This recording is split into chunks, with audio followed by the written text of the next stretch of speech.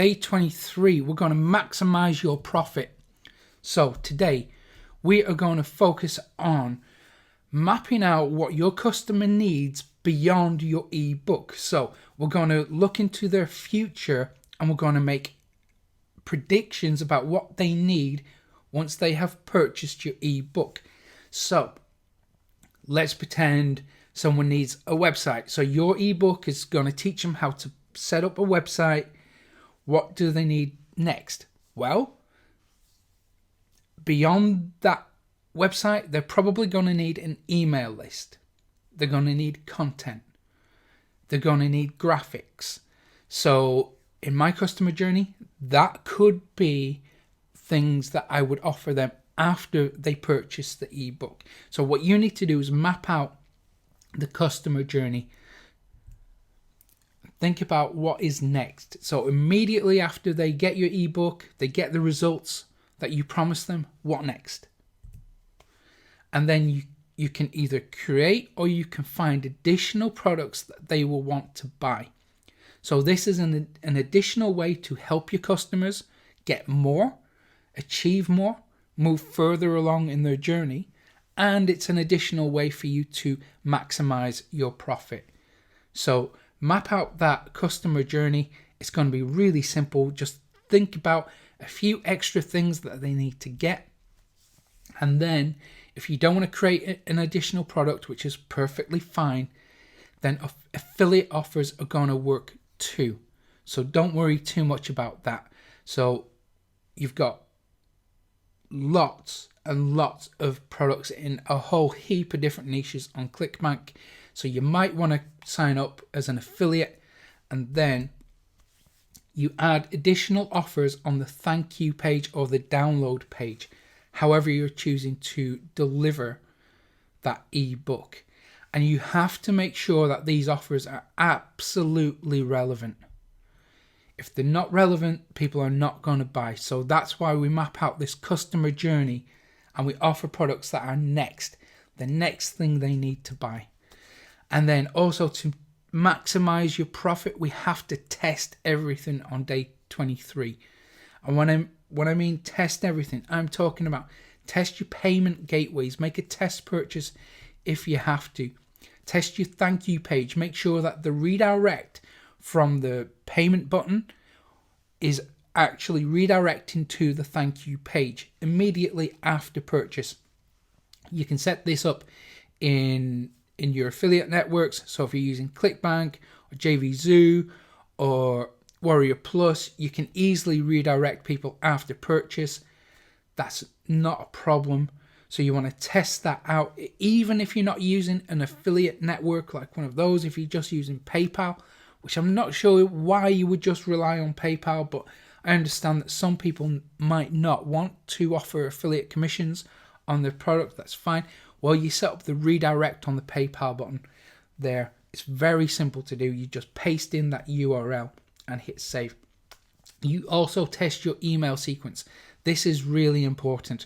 So we make sure that emails are going to inboxes, not promotions tab, not spam filters. The way to do that, the way to test your emails, I find, is to create a brand new email address, fresh email account, have that subscribe to your email list, run through the sequence. You can set the autoresponder to trigger minutes or hours instead of days, so you can shorten the sequence if you want to. Just for this testing purpose, remember to set it back to days later. Next, we're going to go into the pre-launch campaign, so I'll tell you more about setting that up in the next video. But you want to test your email content. Each email is going to the inbox. So how do you do that? Well, it's really simple. You just have to follow a few basic rules. So number one rule, don't use trigger words. These are words like cash, money. If you Google for the trigger words, email trigger words, you'll see a whole heap of them. We have to avoid using those.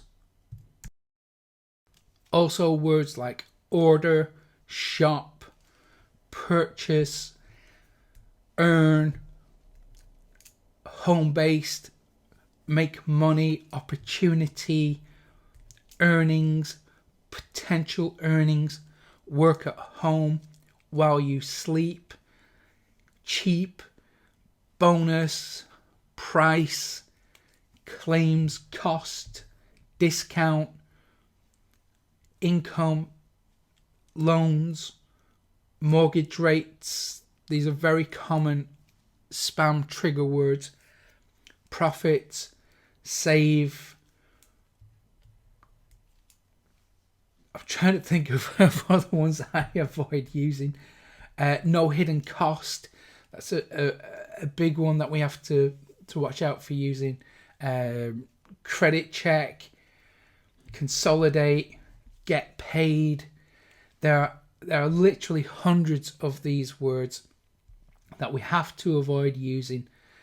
So another one that you might be tempted to use is click here.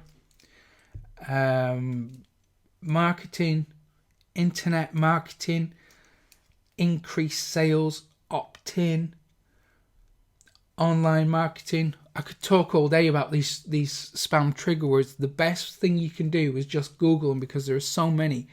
You know, I could make an hour that's 2 hours long, me listing out words that I avoid using in my email sequences. But the important thing is avoid using those kind of words. Google spam, Google email trigger words. You'll get a whole list there. Also, write like you're speaking to a friend. So avoid corporate speak. Write naturally, friendly. Imagine that you are writing an email to your best friend. How would you communicate with your best friend? That's how you craft your emails.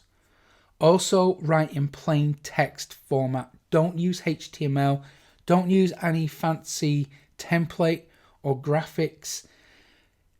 That tells the filters to put it in the promotions tab. We don't want that. We want our emails to go directly to the inbox. So we write like a friend. We're not overly pitchy or anything like that. We keep it really cool. We don't have many links in our emails. So if you're one of those people that is tempted to put all your social media links in the bottom of your email, stop doing that. That's going to trigger the filters. It will increase the chance of your emails going to spam or the promotions tab. We want to avoid that. So limit the emails to maybe 1 or 2 links, no more than that. And write like a friend. And once you follow those basic rules, your emails will have an increased chance of landing in the inbox and not in spam or the promotions tab. So there's a few things for you to think about when you're testing your email sequence. If you do notice that your emails go to spam or the promotions tab, rewrite them. Change the subject line. You have to be very cautious about the subject, because that's the first thing that these filters look at. So make sure it's not hypey, it's not clickbaity. So think about writing to a friend. And then tomorrow, from day 24 to 26, from day 24 to 28, we are going to run our pre-launch campaign. So this is going to be an essential part of warming up your existing list. Because remember, a few days ago, we published content on influencer websites with links to an opt-in form. Well, guess what? We're building an email list. And this email list is going to buy your ebook. But we have to warm them up. We have to get them excited. Build that anticipation. We're going to look at that tomorrow. So we're going to spend a few days warming them up. We're going to spend a few days putting the campaign together that will run. And then that will maximize our profit come launch day. See you in the next vid.